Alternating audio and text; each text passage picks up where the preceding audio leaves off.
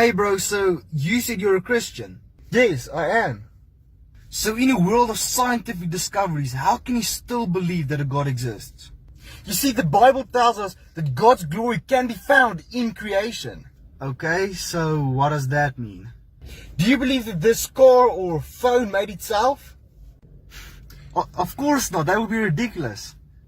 You see, just like this phone and this car had to be created by someone, the universe with the nature, the mountains, the oceans, everything, even humans had to be created. Yeah, but there's a big difference between a car and a phone and the universe and humans. You're absolutely right. There is a big difference between this phone and this car and the universe and our bodies. Our bodies and the universe are so much more complex than these items. And that's why it needed a much more intelligent designer. And my friend, that designer is God. Well, I can now officially say I don't have enough faith to be an atheist.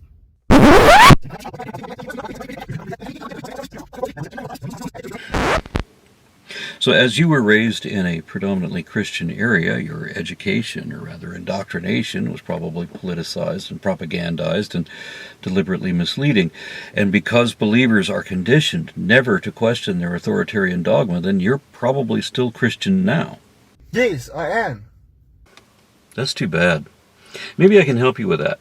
Now that you've grown up and you've hopefully learned something about science, and you have to have noticed the hypocrisy, even criminality of the church, every church, either collectively or the corruption of ecclesiastic conmen individually, that you've noticed by now that there's no demonstrable truth either to your own religion or indeed to any religion ever devised, especially once you've studied and compared a few of them, assuming that you have. So I have to wonder, why do you still believe in a God?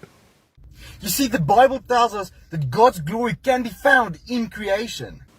No, that's circular reasoning, the question-begging fallacy.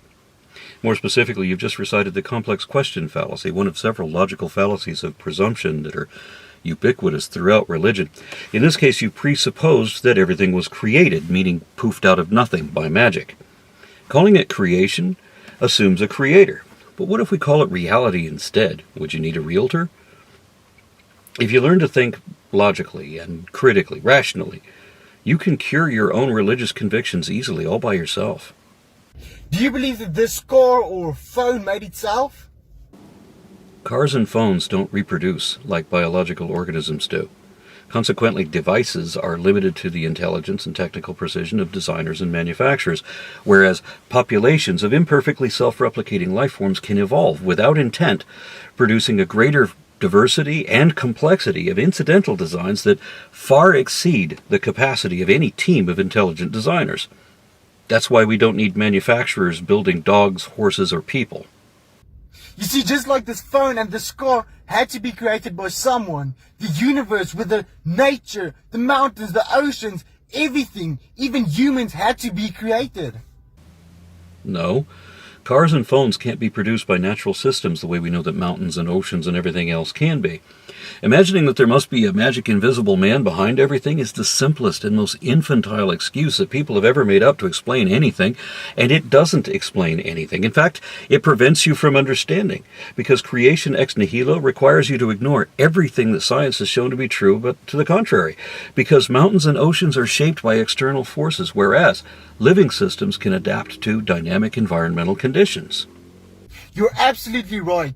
There is a big difference between this phone and this car and the universe and our bodies. Our bodies and the universe are so much more complex than these items. And that's why it needed a much more intelligent designer.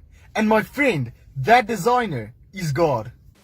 There you go, pretending to know what no one even can know, and which no one has any reason to believe, neither philosophically nor scientifically. It is dishonest to assert baseless speculation as though it were a matter of actual fact, the way you just did. That is tantamount to a lie. Remember, if you have to lie to defend your truth, then it was never truth to begin with. The truth is what the facts are, what we can show to be true, not whatever we'd rather pretend instead. It's not just that there's no evidence in support of your position, although that should be enough that you really don't have any. It's also because there is so much evidence against it.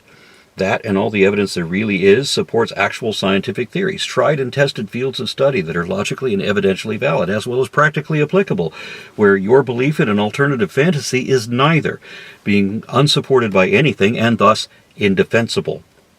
For example, complexity is an inevitable property of emergence, of incidental designs emerging from the molecular scale on up, where intricacy will invariably be vastly beyond the skill set of any administrator trying to work in reverse from the top down.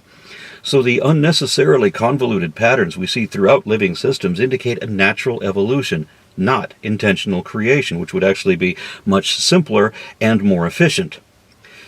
If a scientist made the sort of empty claims that religious people always do, that scientist would immediately lose all credibility just for making unsupported assertions, to say nothing of all the biased sensationalism that is typically associated with that. That's why science works, because it is completely opposite of faith and works against faith. Hey bro, so you said you're a Christian? That's right, I am. If believing in Jesus is wrong, I don't want to be right. So in a world of scientific discoveries, how can you still believe that a God exists? Well, evolution is just as much faith and, just as much pulled out of the air as saying any religion. And some people care too much about the facts of the matter, but why would I want to limit myself just to things that we can show to be true or have reason to believe? I have faith, son. My belief is an act of will, of mind over matter. That you can change reality through the power of positive thought if you can just believe hard enough. So I make believe with all my heart. What you know from books or from scholars would just cloud your mind and get in the way of personal truths. To speak to the heart, you got to circumvent the intellect. Okay, so what does that mean? It means it doesn't matter what the facts are, because I ain't going to believe it. Because why would I want to believe that the earth was here full of abundant life for millions of years, but it ain't got nothing to do with us because there was no people yet? And why would I want to believe there's trillions of other planets out there, don't have any folks up there either? Even if there is life on some other world, it's not even people, it's just things that can't even talk. I choose to believe that the earth is the axis at the center of the universe, and it's the first thing in the universe, just like the Bible says. And it's flat, just like the Bible says, because science can't explain that. But God can do whatever he wants, which is why he has us do his work for him. And you atheists are so arrogant that you believe that you don't even matter, except in the moment in which you live and whatever impact you may have on future generations, however long that lasts. But I am holier than thou, because I am so much more humble than thou art. How arrogant are you to believe that you're just cosmic dust? Don't you know the universe was made for you, and I bet you don't even know that you're the reason everything exists. Of course not, that would be ridiculous. You don't know ridiculous, boy. Come to my church. We're the one true faith in the world. I am modest enough to believe that my invisible friend is the most powerful being in the universe, and that he can alter reality if I ask him to real nice. I am humble enough to believe that God created the universe with me in mind, and that I have a special place in his divine plan, so I ain't ever going to die, not spiritually. I will go on forever and ever and ever. I will forever be with an indomitable telepath who can always read my mind, so I better be thinking good thoughts all that time. There is no escape from salvation. Besides, I want to know that I'll see my father again. He was a good man. He wasn't Baptist like me, he was Catholic. So he's in hell now, but I will look down upon him with great joy at his relentless, eternal torment. A righteous punishment for being misled by deceivers. That's divine morality. So you go on, keep your logical reasoning. I don't want it. There's nothing in it for me. I will keep and defend the faith against all reason, and keep believing that God made the first man as a golem out of raw materials, the same way we made this phone or this car. Using science I don't even want to understand. Yeah, but there's a big difference between a car and a phone and the universe and humans. Not if I refuse to accept your narrative as if you know any better. You can't prove me wrong, because I'm an idealist, son. That means that all reality is just a product of someone's imagination. Maybe everybody gets to imagine their own. And that means that evidence is not evident. Because facts are not factual, because nothing can ever be objectively verified. How can it be when reality itself is subjective? Whose opinion is going to decide what the truth is? How could you effectively prove anything beyond reasonable doubt with an overwhelming preponderance of evidence if you can't 100% absolutely prove that reality is even real or that you even existed in it 2 weeks ago? The problem with your science is you got to follow all these rules that say you can't even positively prove your own theories, not even atomic theory or theory of gravity. You can't say that anything is the truth or that you know it unless you can show the truth of it. But I'm a believer, son. I am under no such obligation.